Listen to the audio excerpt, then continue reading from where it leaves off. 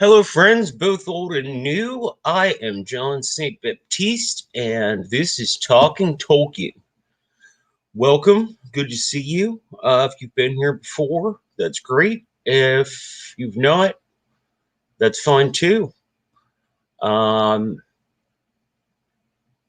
I see right now in the chat we have Linda Smith, Aikenhead's Fly Tying and Outdoors, Zeta Alpha, Fearless Mermaid, Bear Island Josh, who said he was probably going to get called away. Catherine Bassett, The Fearless Mermaid,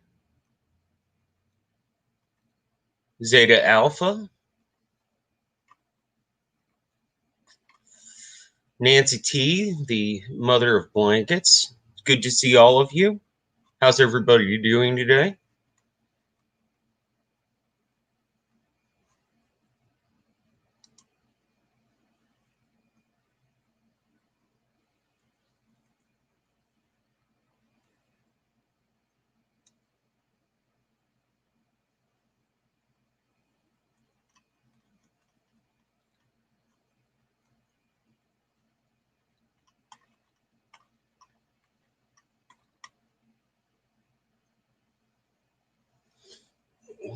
Zeta, glad you're doing well. Sorry if I seem a little groggy. I've only been up for about half an hour because this is the middle of the night for me. But it is my day off, so I am excited about talking about this chapter. Um, it seemed like there was a really good response last week to a new format where when I don't have a guest, just cover one chapter. Everybody seemed to really like that. So um, that's what we're going to go ahead and do. For those of you new here, the way I set up the format is I do essentially a spoiler-free Q&A to start off, break down the chapter, and then do a Q&A where you can ask all the spoiler-full questions you want. Just warning here, there were dragons.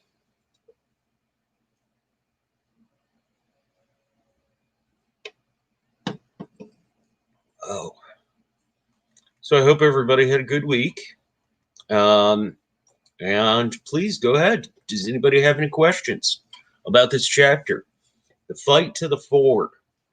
It's a rather short chapter, but it does introduce one of my favorite characters from the entire Legendarium, to whom there was quite a bit of backstory that I can go into later after we cover the chapter, if you folks would like.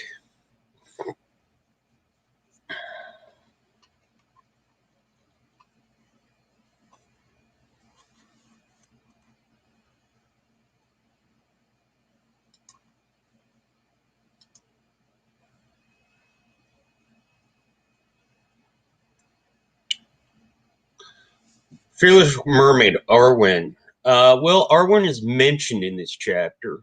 Um,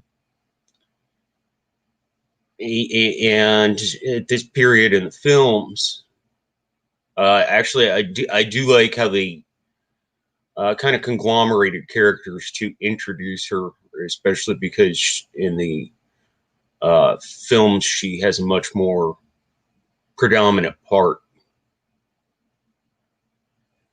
But the character I'm talking about is Glorfindel, who, as I said, they kind of conglomerated the two characters to just to introduce it. Something that we've talked about a number of times here on the show is that when you're changing mediums, some things just have to be changed because what works on the page doesn't necessarily work on film, and vice versa. And while Glorfindel is a very cool character, he's not essential to the story. And Um, so conglomerating the two, I think, was overall a good decision. Uh, just having fewer characters that you have to keep track of and follow. Ralph Bakshi in his film version actually um, did essentially the same thing, except he conglomerated Glorfindel's character with Legolas.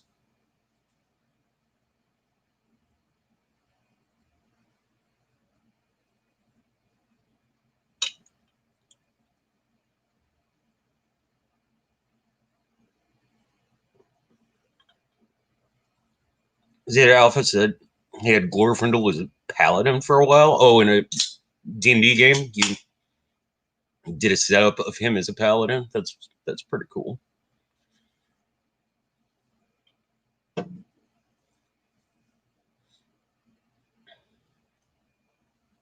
So yeah, does anybody have any questions that they would like to ask about this chapter before we really delve into it? I'll give you a moment or two.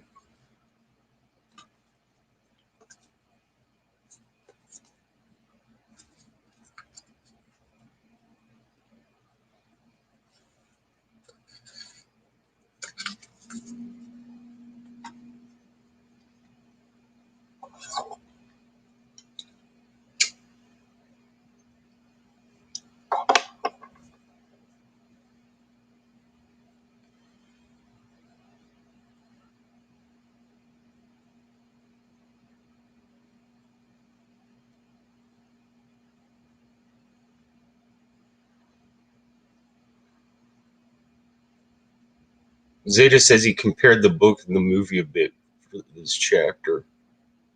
Yeah.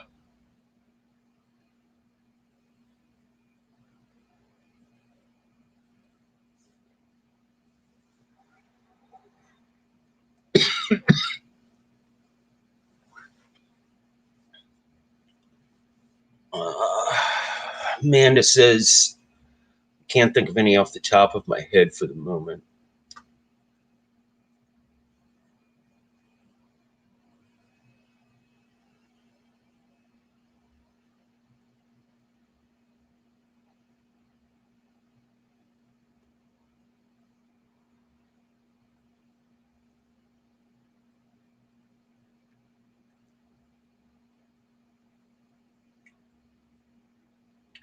Why can't the Ralph Bakshi version have had Glorfindel at least? Um, I think it's just to put fewer characters on the screen, fewer characters that you have to follow. Uh, Plus, take into consideration that he only had essentially it would have been two films, but he never made the second half. It actually did not do very well at the box office. So you've only got the first half, but that's actually a book and a half that you're trying to cram into 2 hours. It's so I can understand cutting a few characters out.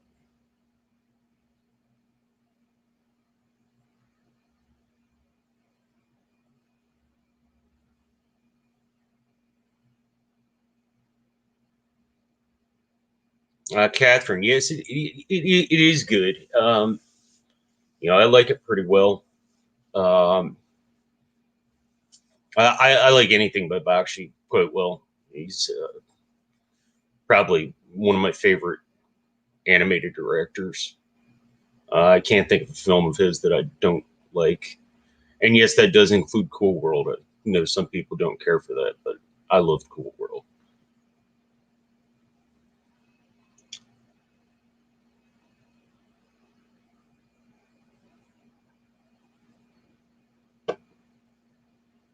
Zeta, have you never seen it? Or have you just not seen it in a long time?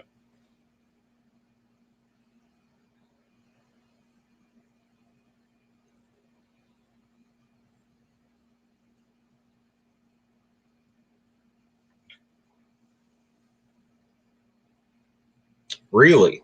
That surprises me. Um,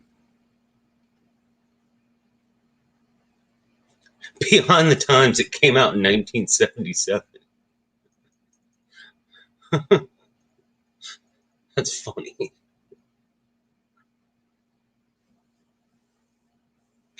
That's the same age I am.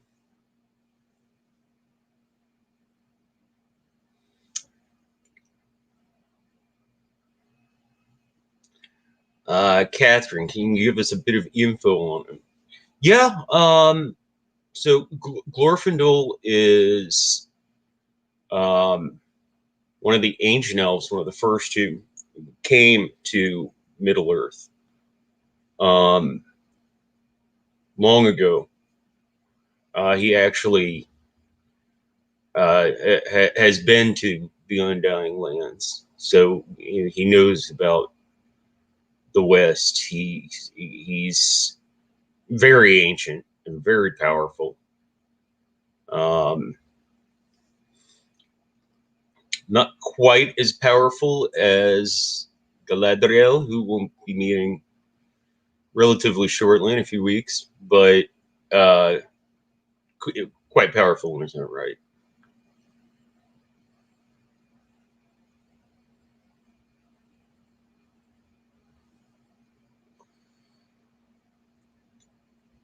'77, the best vintage. Yes, definitely. Agreed. For those of you who don't know, Catherine and I are only like 3 months apart or something like that.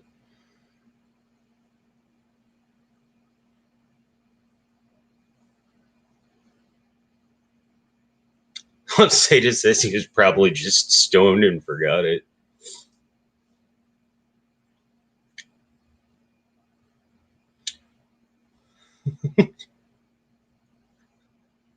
That's funny.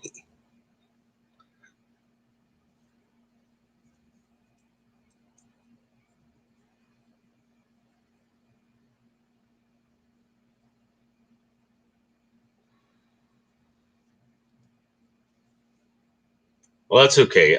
I don't remember Dude, Where's My Car? And I've seen it like 3 times, and I don't remember it really for the exact same reason. Not that it's remotely on par as a film from what little I do remember, but it is pretty funny.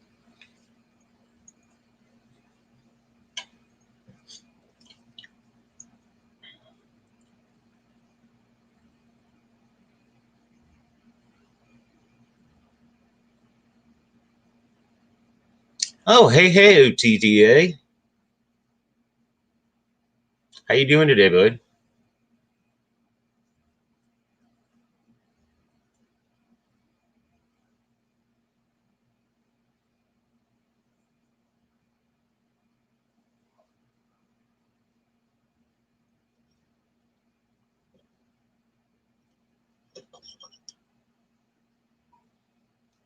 All right. So it doesn't seem like there are really any questions.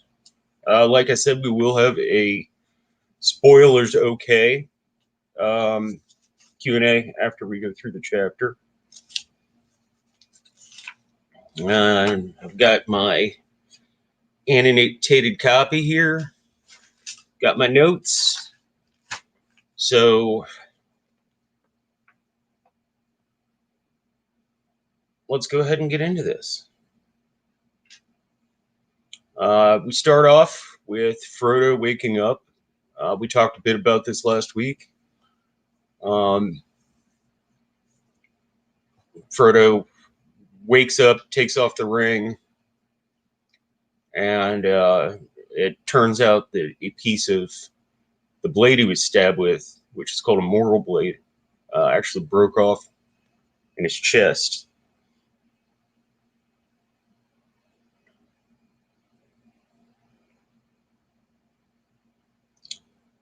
And then Aragorn does what he can to help and ease his pain, but it's made very clear that you need somebody serious healing power to actually, hopefully, um, cure this wound.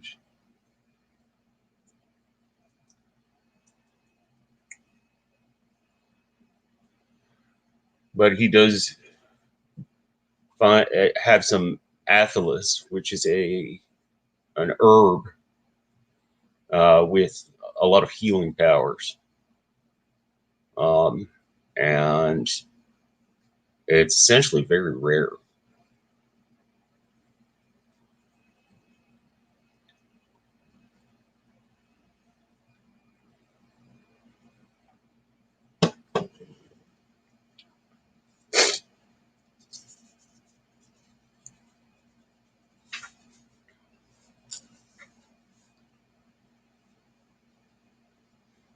We find out that Bill the Pony is doing a lot better now that he's not with Mr. Bill Fernie. So that's good. It's getting fatter and healthier. Now they do, because Frodo is wounded, have to basically split up everything that the pony was carrying, and so that Frodo can ride it. Um,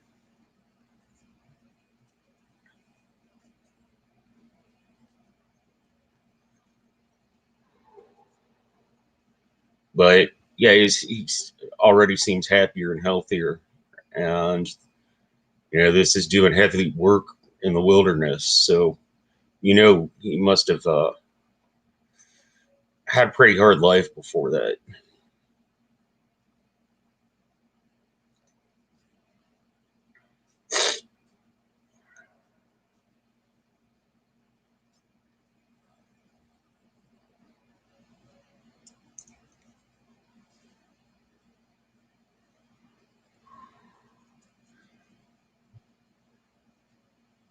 Fearless Mermaid. Thank goodness Aragorn knows his shit. Yeah, absolutely.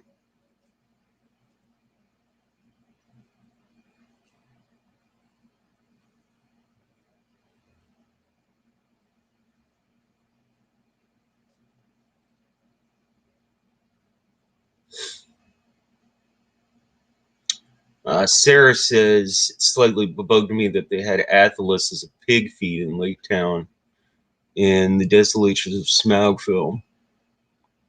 Unless the Dunedain went that far northeast.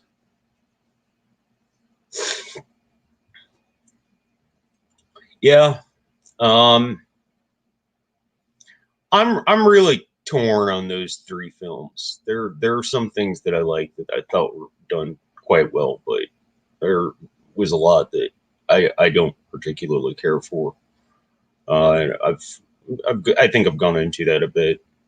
Mostly the very sophomoric humor that characters that I think are really cool characters um, just being made into clowns. And also, if it's done right, as I've said a number of times, I always prefer practical effects over CGI.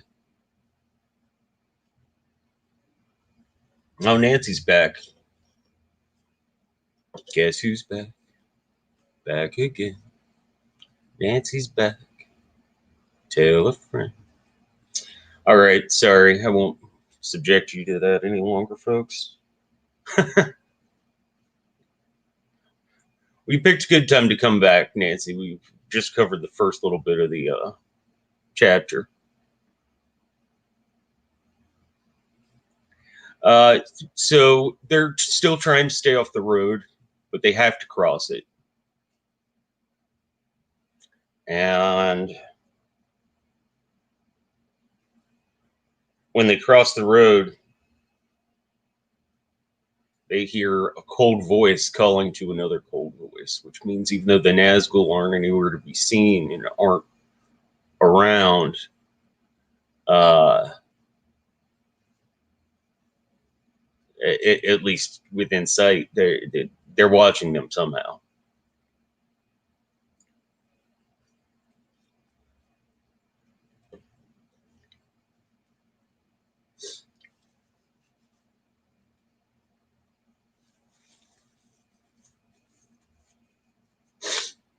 Sorry, pardon me.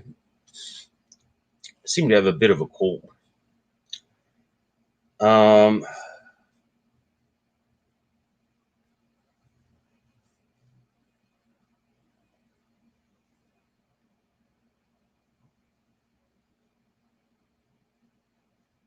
so Frodo seems to be a bit on the mend, but even after the first day, he's starting to be in pain again.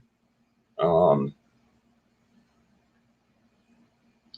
and then they go back into the wilderness.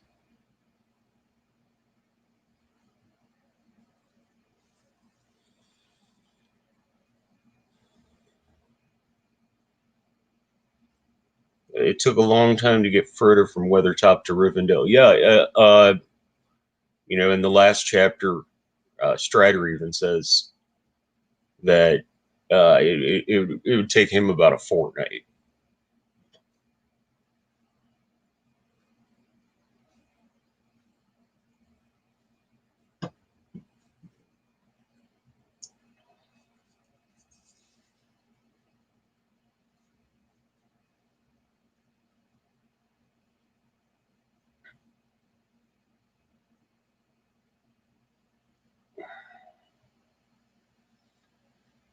Uh, so 6 days in, they have to cross the road again because they have to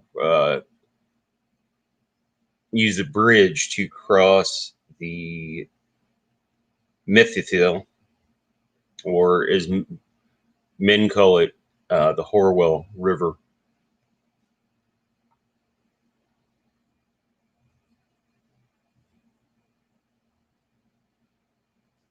And they see another river off in the distance called the Bruinen. And Pippin asks, how are we going to cross that one? And Aragorn's like, hey, let's take one river at a time. Okay, I haven't figured it out yet.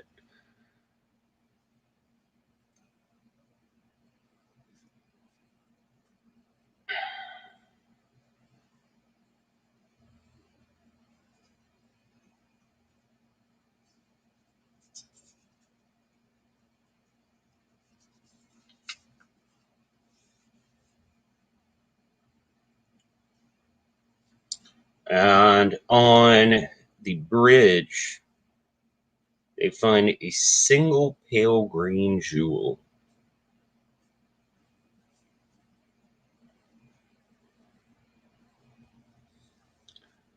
Zeta Alpha says it's odd how the road is the most dangerous. Well, I think it's just because you're exposed. Plus, they're avoiding riders who, uh, can move a lot faster on the road than they can if they were off of it.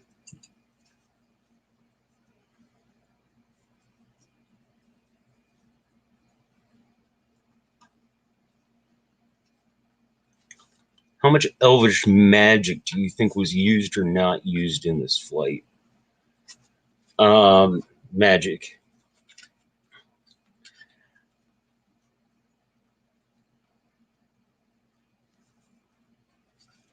Um,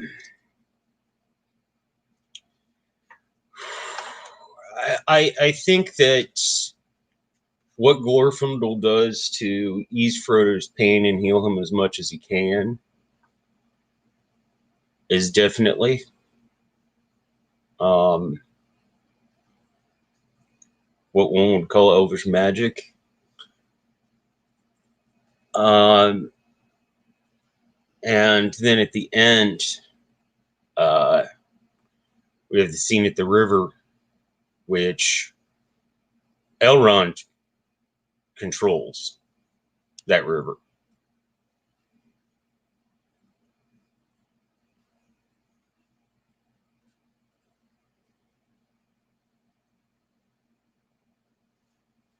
Yes, Sarah, I think you're correct there.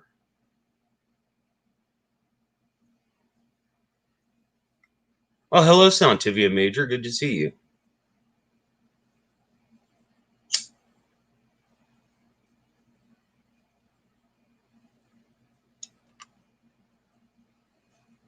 There's no need to apologize for being late. I was late.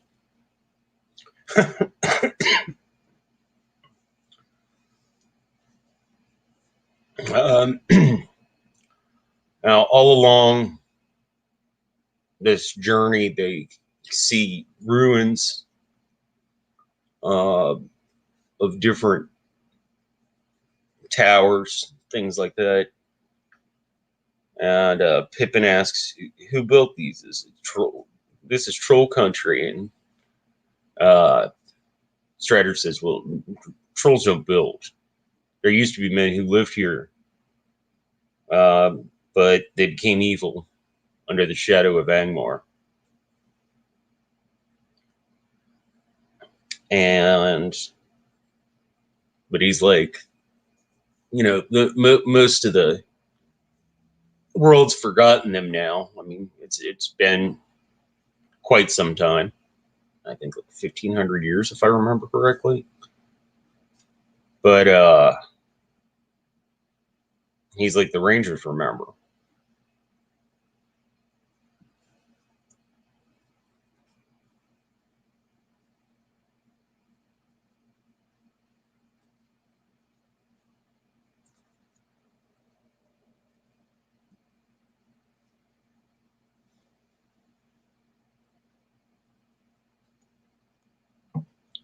And then Strider's asked, have you often been to Rivendell? He said, I go there as much as I can. That's where my heart is. But it is not my fate to sit in peace, even in the fair house of Elrond. Which is very important later.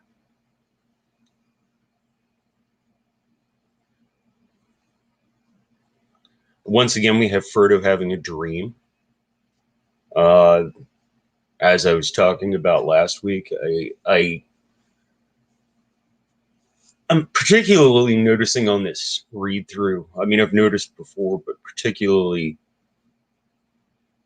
in this read through, I'm noticing all of Frodo's dreams and how they seem to either be prophetic or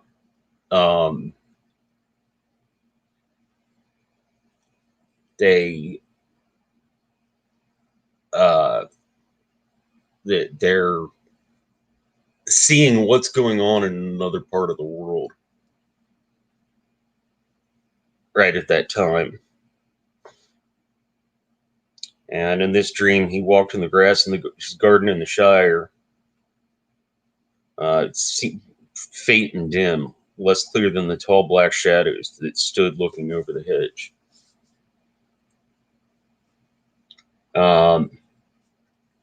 Which is really interesting.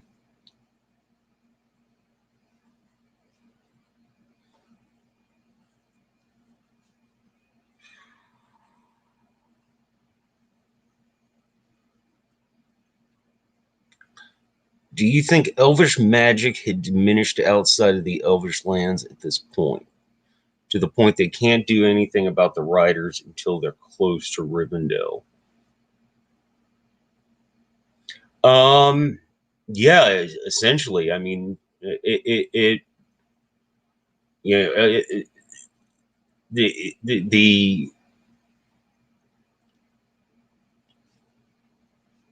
Elvish cities, for lack of a better term, um, are basically the last bastions of their race. I mean, we have the wandering elves as well, but it is almost like islands, and um, they're islands of elvish power, and outside of that, it diminishes the further and further you go. Because as we've talked about before, the elves are all leaving. They're they've really a lot of them have really checked out. A lot of them are gone already.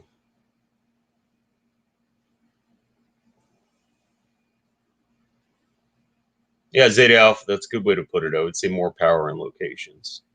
Um, absolutely.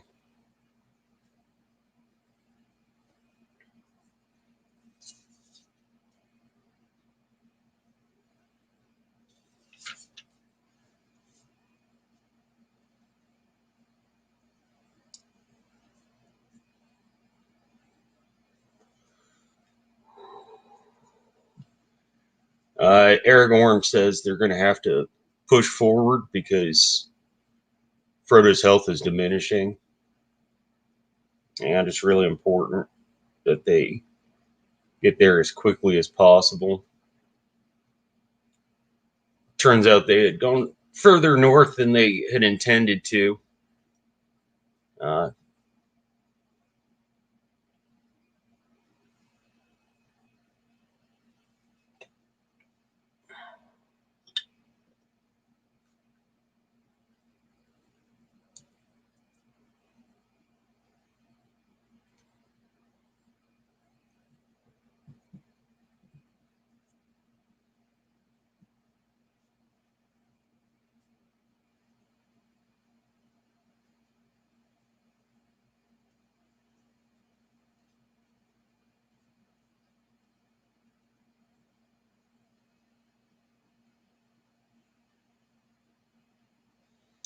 and then it's this I find is really interesting that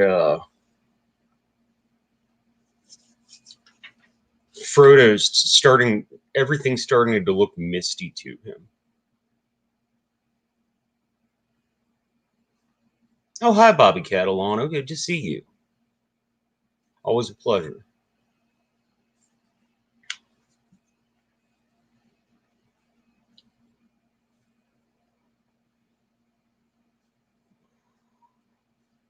By the way, everybody, I found out that Justin Thomas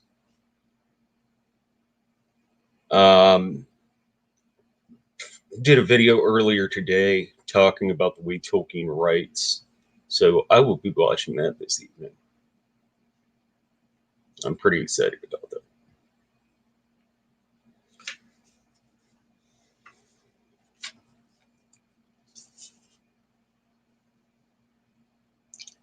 So does anybody have any thoughts about this? How everything's starting to look misty to Frodo?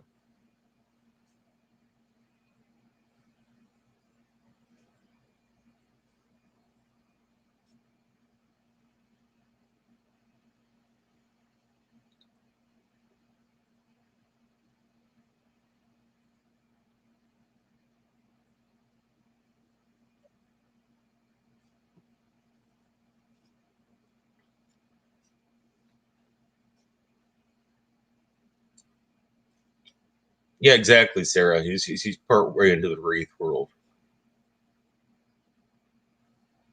slipping into darkness. Zeta puts it. It's another good way to put it.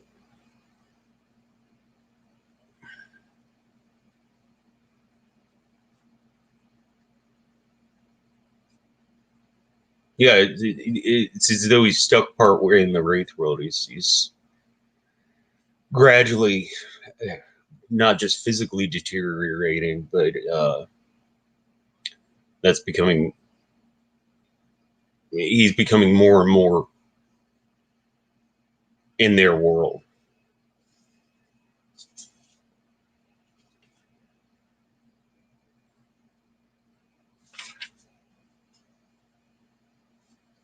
And then they come across some trolls, and I find this scene funny.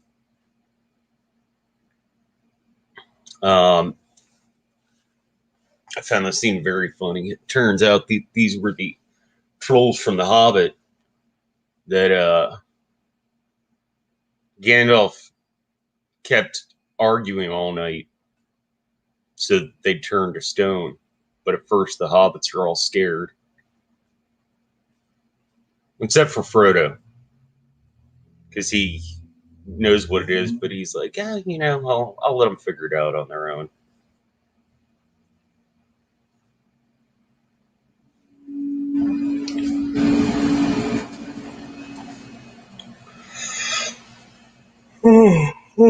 Excuse me.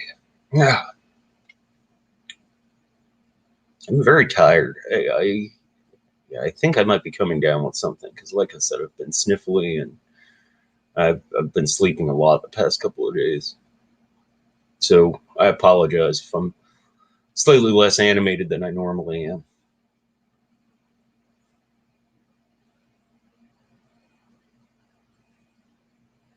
Nancy says that part was so cool for a first time reader but movie lover.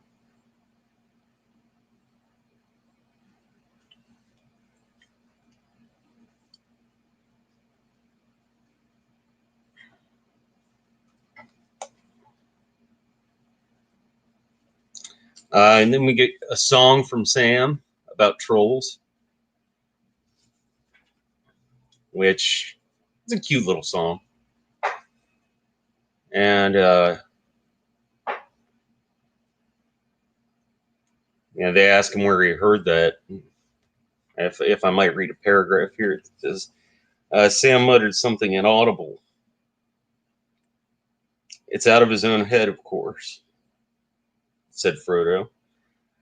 I'm learning a lot about Sam Gamgee on this journey.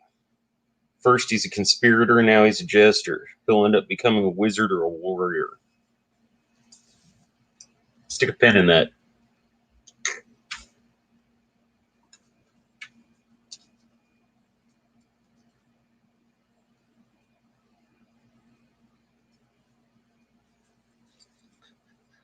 I knew Pippin didn't kick it, but it would be a Pippin move. Yeah, definitely. I definitely agree.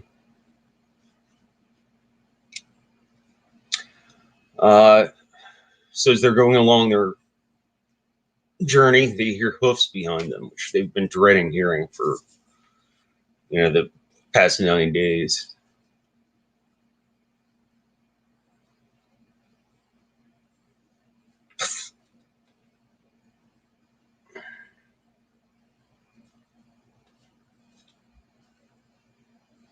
And turns out this is not a Black Rider. This is a glowing white elf lord.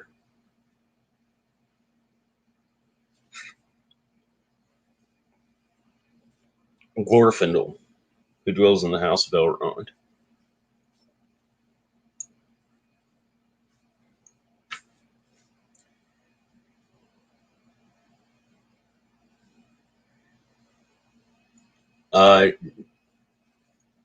So they ask him, he tells them that there are elves out seeking them, looking for them.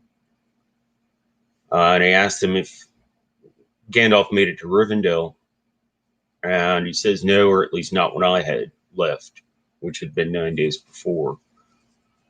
And then he finds out about Frodo's wound, and he's extremely concerned.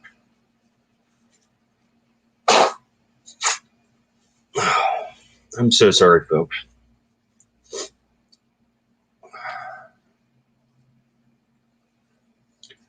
And we find out that he came upon 3 riders in one circumstance and 2 in another. And they slunk away.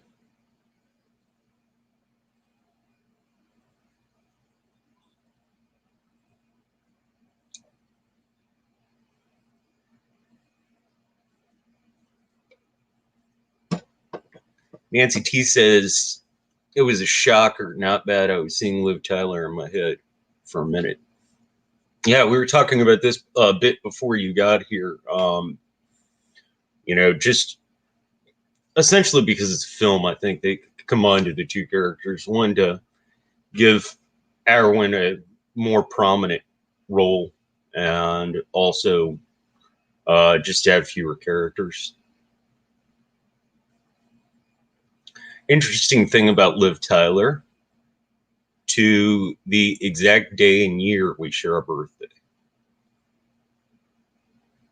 I guess that's an interesting thing about me. Liv Tyler's a much more interesting person than I am.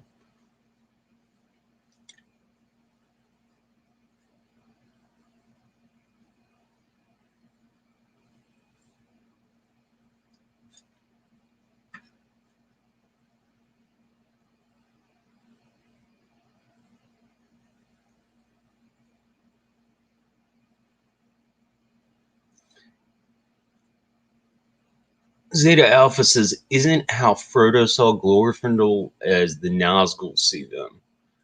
Well, I think he had a bit of a magical appearance to anyone, um, but I do think he was gradually, uh, as we were saying, um, becoming more and more part of their world. So I think that would be a little more prominent to him than it was to everyone else. But I think it would still be, these beautiful beings of light.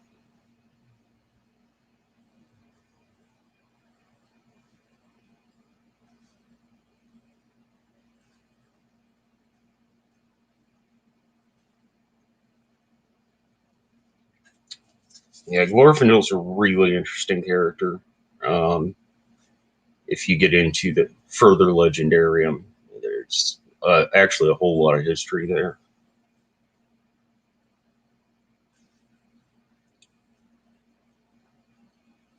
Uh, Also, really interesting is uh, when Strider shows him the blade, he won't even touch it.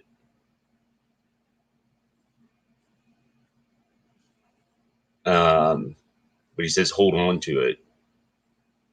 This thing's evil. You might not be able to see it, but it has evil words written all over it."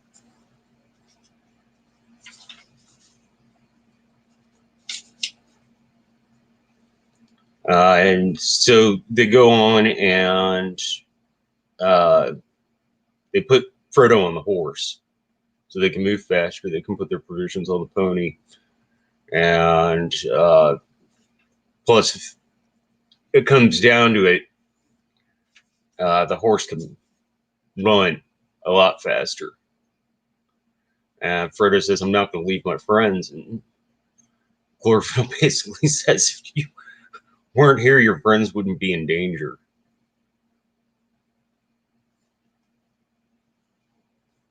Zeta Alpha, when I see glowing people, I know it's time for bed. Yeah, I can definitely follow that.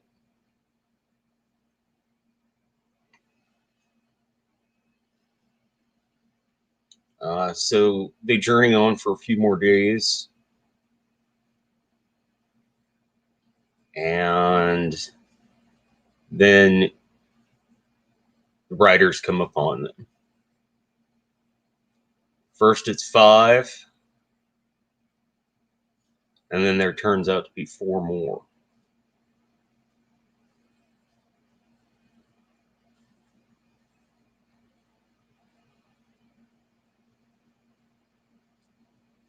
Nancy, that's not Shadowfax, is it? No, that's not Shadowfax.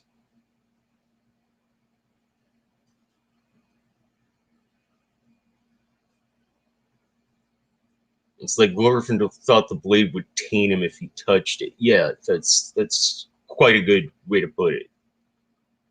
Um,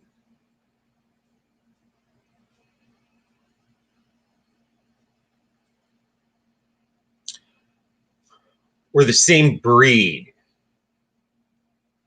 quite possibly. Uh,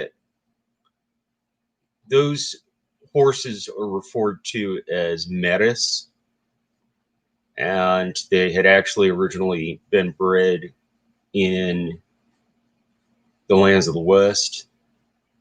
So yeah, that would be quite possible. I could definitely see that.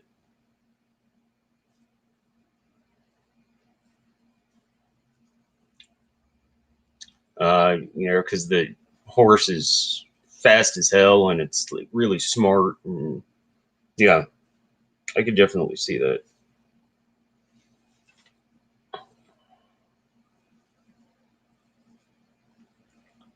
So yeah, the riders come upon them, and Glorfindel makes the horse bolt and run off with Frodo toward the river. And Frodo hits the river. He's able to cross it because the water's really low. And then the riders are on the other side. No, Nancy, don't apologize. Don't apologize. That's what this is here for, is to talk and ask questions. Even if they are sidetrack questions. You know, I always say we here on this channel and on this show, we take the work seriously, but we don't take ourselves seriously. So sidetracks, tangents, jokes, dirty bits of trivia are all fine. No need to apologize whatsoever.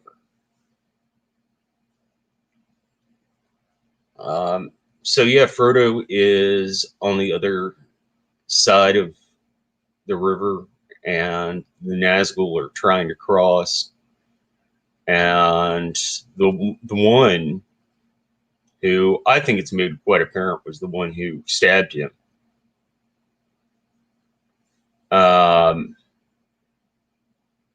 When Frodo's defiant, he just holds up his hand. Frodo's sword breaks, and he's frozen, and he passes out. Essentially, he's unable to move.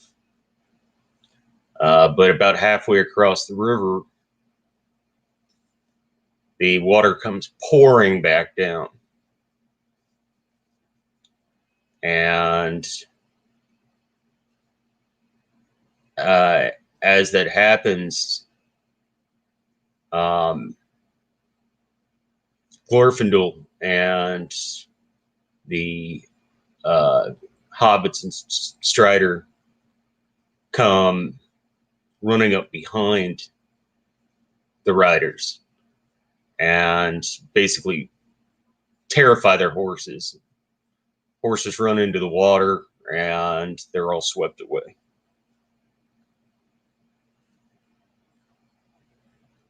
And then Frodo passes out. As I said, it's a rather short chapter. But I think there's a lot of really important information that's put in there.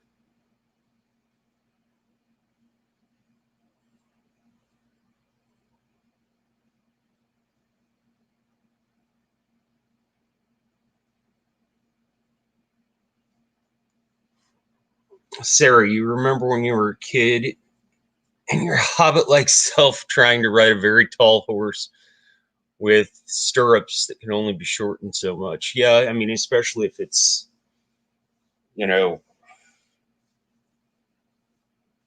over a certain number of hands high, that would definitely be difficult.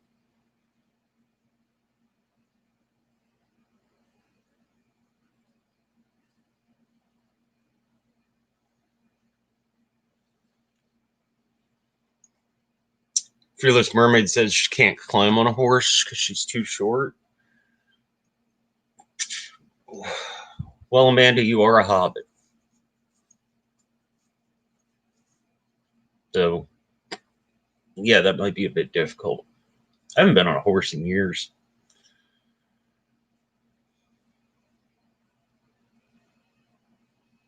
So, I'm going to get up here for just one moment. In the meantime, if you would, if you guys have any questions that you are not scared of spoilers, please come up with them.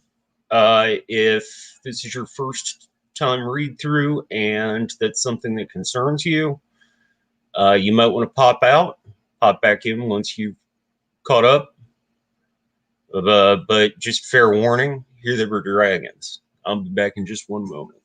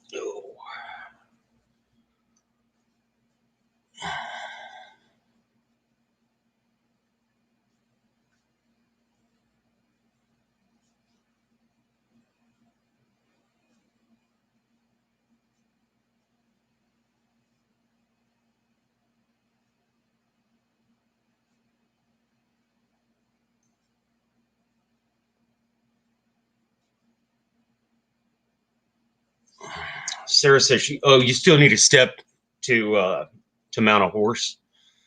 Yeah, some people do. You know,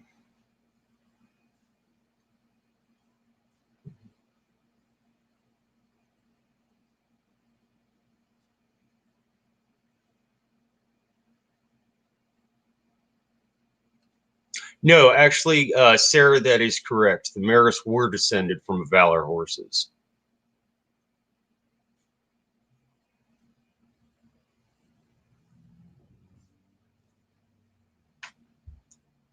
Amanda says her animals are harassing each other.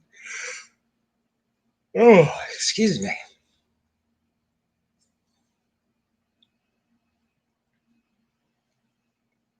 So yeah, questions, folks.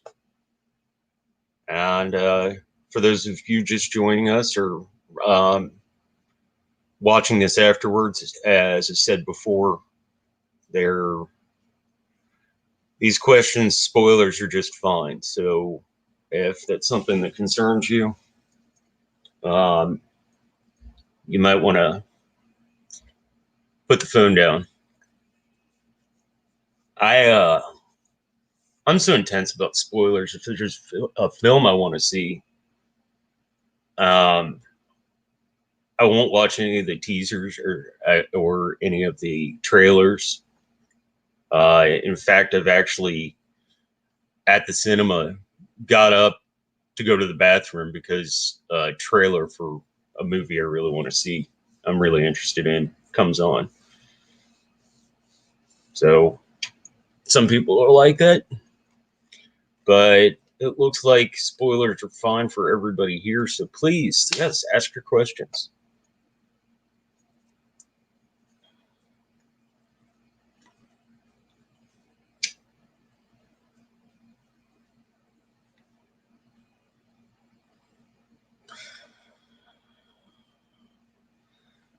Questions about Glorfindel, questions about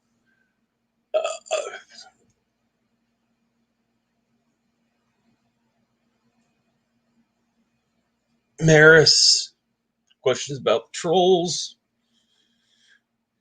questions about that green stone.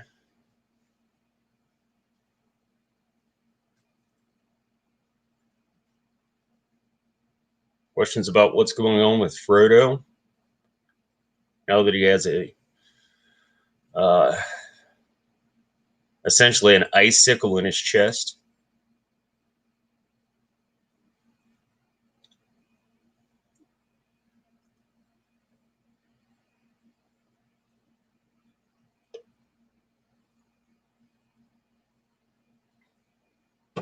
What was the green stone? Um, what was an elf stone? There, it was beryl, which means it was an emerald. And the elves have some uh, magic jewels that are essentially blessed.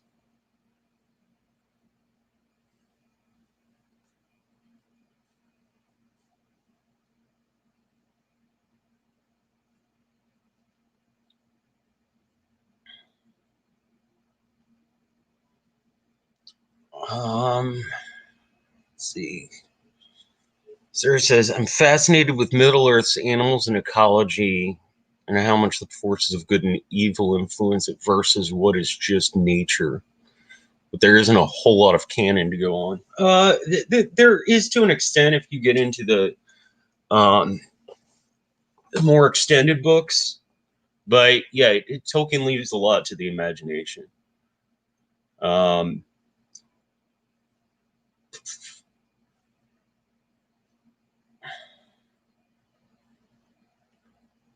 Nancy, are those jewels from the movie The Hobbit? No. Um, no, that jewel is the Arkenstone, which actually the dwarves found. And elf stones are much, much smaller. I mean, just imagine a relatively high carat emerald, but still, significantly smaller than the Arkenstone was. And they're blessed. They're almost like if you've ever played any RPGs, they're almost like a magic item, and they're endowed with elvish magic.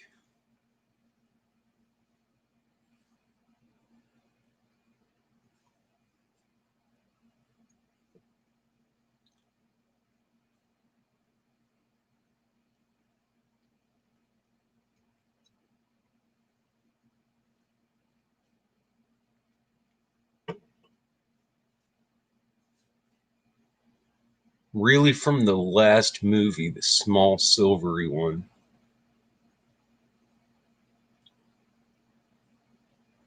I'm not sure what you're talking about. Could you elaborate?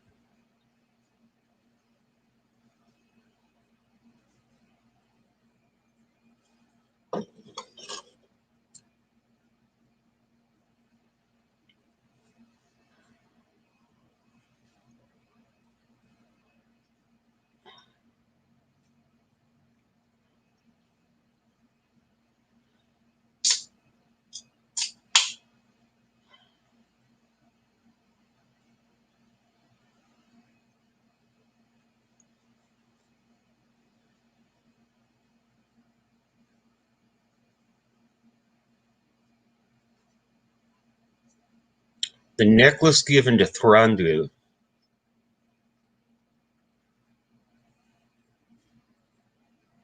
Oh, the ones that the Elf King wanted so bad. No, I don't believe so. Plus, that plot line was added into the film. I think it was one of the good additions, but yes, it was added into the film.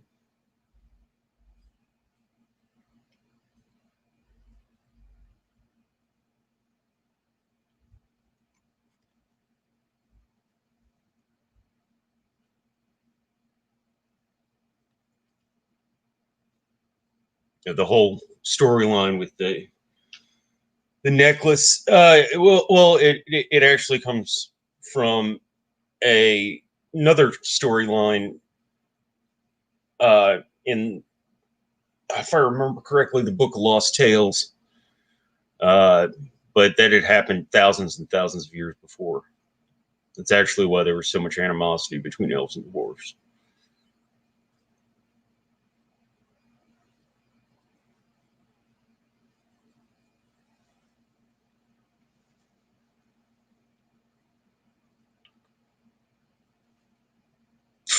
I think elves just like gems and silver in general and are slightly hypocritical for judging the dwarves for being gold greedy. Yeah, I think there's a bit of a point to that. I could definitely see that. Um, if you get especially into the Silmarillion, you find out that not all elves are like these good noble beings. A lot of them did some pretty sketchy shit.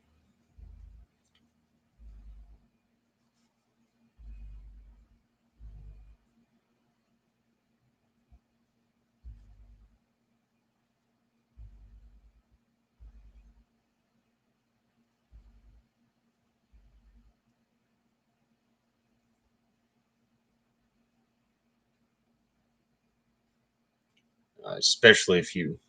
I mean, that's essentially what the Silmarillion is about. Is about some elves who did some really sketchy shit, and then getting that fixed and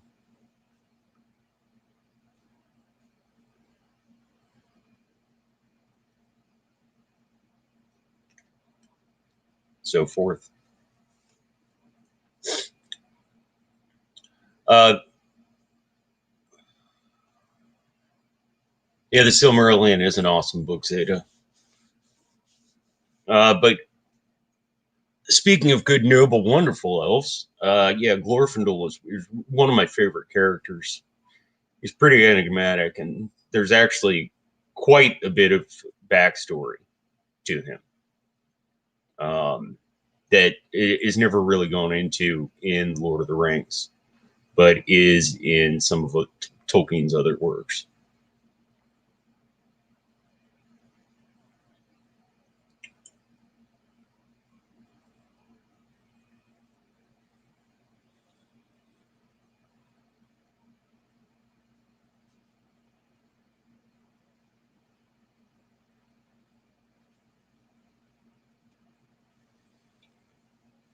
Oh, Fearless Mermaid, you're taking the dog for a walk. This is the most pampered dog on the entire planet. Just saying.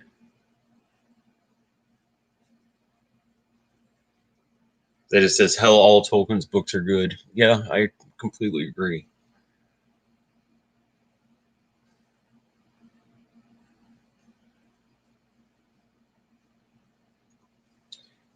Uh,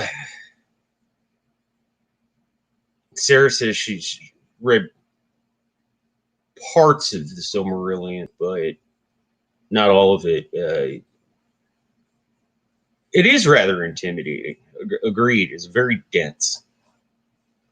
Um, it definitely. I think a lot of people would benefit from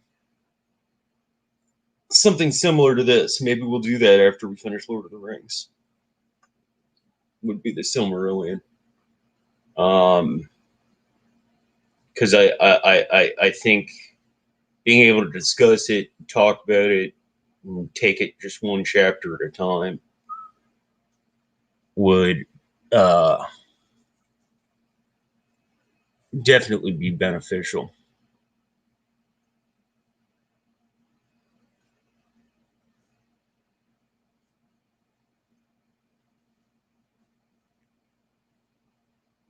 You have to read it several times. Yeah, agreed.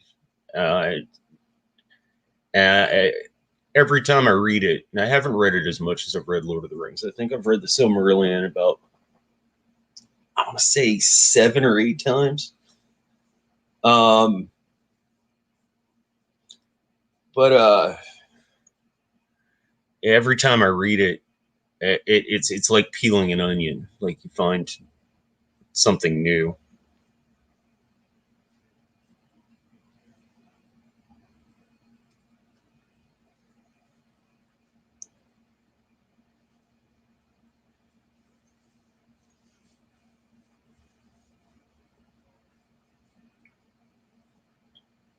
And that's how a lot of Tolkien's work is. I mean, I still, um, I've read this book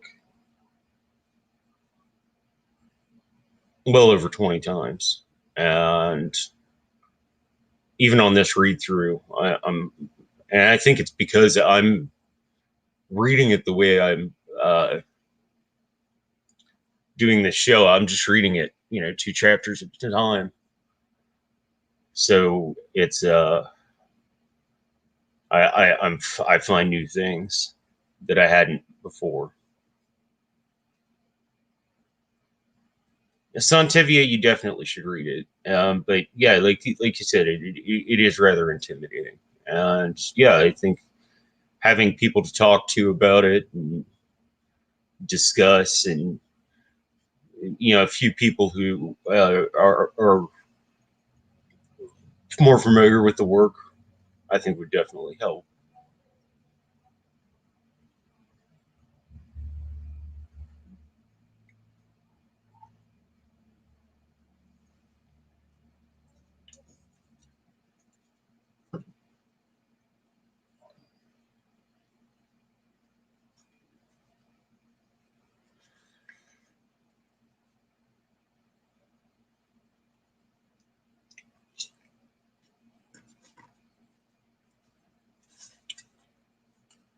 Well, it sounds like you guys are pretty excited about doing that after this, so I will plan on it. But Lord of the Rings is going to be taking a little while, so give me time to prepare. Maybe um, have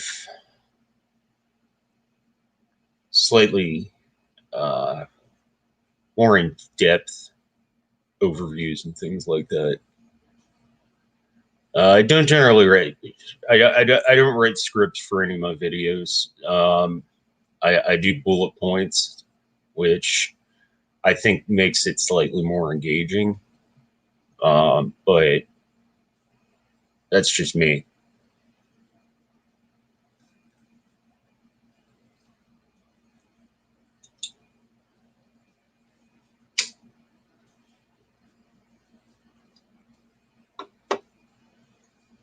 Like even the other videos on my channel, the ones about music, um, I don't write a script.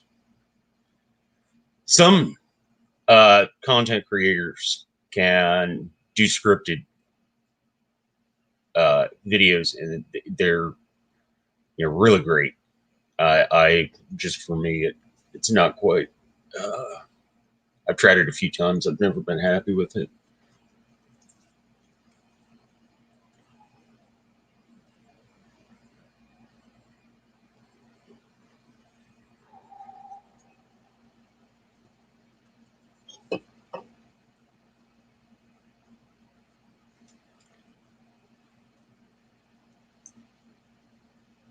Does anybody have any more questions?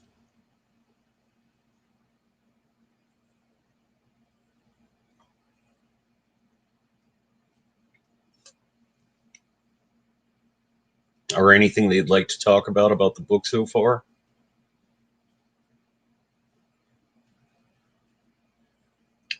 Zeta, you made notes. Cool.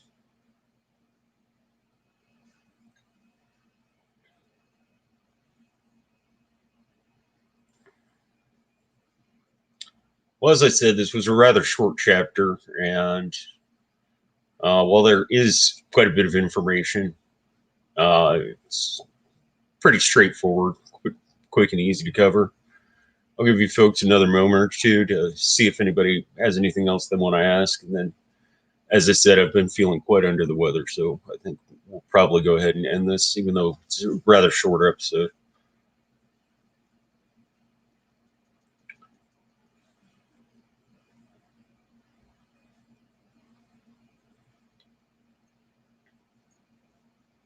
Yeah, I take a ton of notes, Zeta.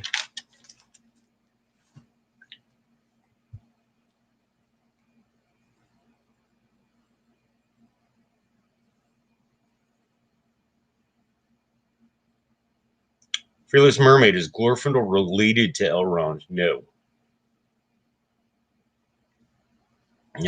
He's part of a different line. And he's also significantly older.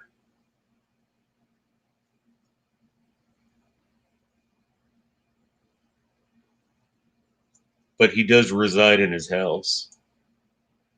I wouldn't say Elrond rules the people of Rivendell the way a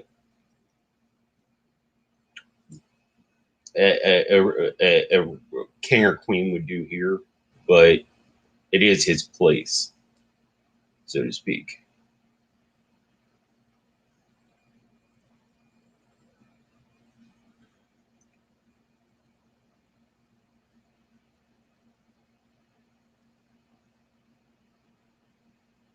All right, folks. Well, it doesn't look like we really have any more questions. I'm going to go ahead and let you go about your business and enjoy your day. Um, well, Nancy, thank you for the well wishes. Yeah, I'm hoping I feel better too.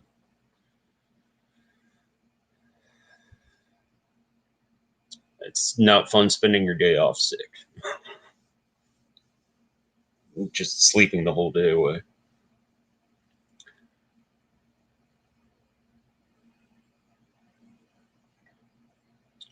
All right. Well, everybody have a wonderful day. Have a wonderful weekend. Have a wonderful night. If you're watching this afterwards, then please just have a wonderful day then.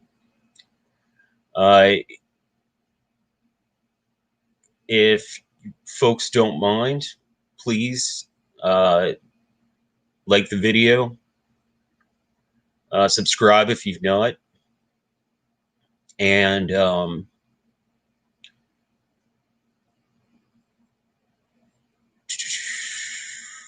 if you're watching afterwards, or if you feel like coming back to watch, leave a comment.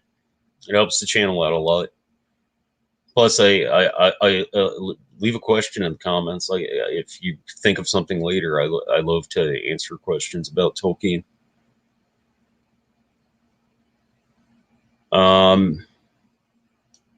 Thank you, everybody, for telling me to feel better. Yeah, I hope I feel better as well. But all right, I'm going to let you go ahead and go. In the meantime, if you would be so kind, please, POUR, be excellent to one another, party on, and keep sailing west.